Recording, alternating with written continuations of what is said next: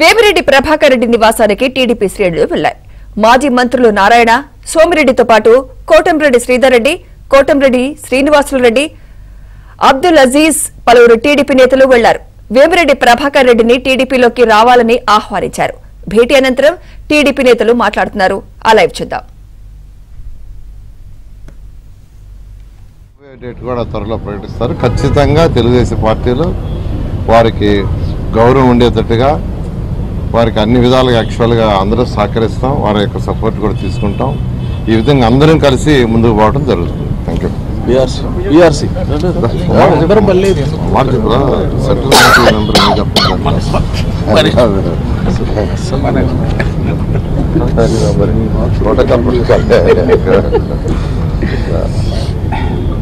అందరికీ నమస్కారం.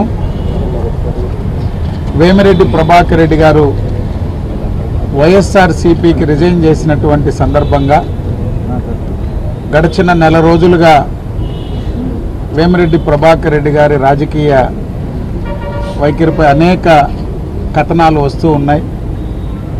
చివరిగా వారు వైఎస్ఆర్సీపీకి రాజీనామా చేసినటువంటి పరిస్థితుల్లో ఈరోజు తెలుగుదేశం పార్టీ ఉమ్మడి నెల్లూరు జిల్లా నాయకులందరం వేమిరెడ్డి ప్రభాకర్ రెడ్డి గారిని కలిసి తెలుగుదేశం పార్టీలోకి రావాలని, ఈ యొక్క జిల్లా అభివృద్ధి కోసం రాష్ట్రంలో ప్రస్తుతం ఉన్నటువంటి పరిస్థితుల నుంచి ప్రజలకు అండగా నిలిచేందుకు ఒక సమర్థవంతమైనటువంటి నాయకుడు చంద్రబాబు నాయుడు గారితో కలిసి ఈ రాష్ట్ర ప్రయోజనాల కోసం తెలుగుదేశం పార్టీలోకి ఆహ్వానించాం.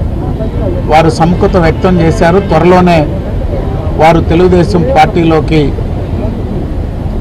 చేరేటువంటి కార్యక్రమాన్ని కూడా తెలియజేస్తారు.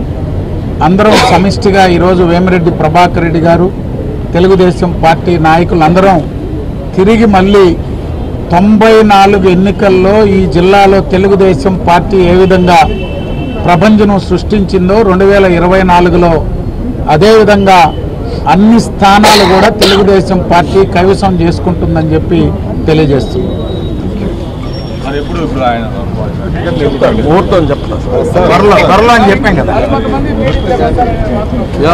వస్తారు కొంతమంది కాదు, చాలా మంది.